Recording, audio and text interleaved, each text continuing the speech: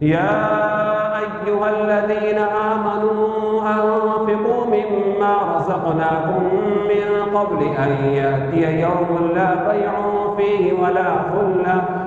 ولا خلة ولا شفاعة والكافرون هم الظالمون. الله لا إله إلا هو الحي القيوم لا تأخذه سنة ولا نوم له ما في السماوات وما في الأرض من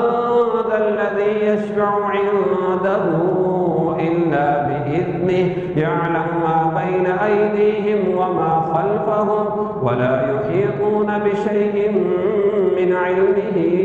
إلا بما شاء وسع كرسيه السماوات والأرض ولا يئوده حفظهما وهو العلي العظيم. لا إكراه في الدين قد تبين الرشد من الغي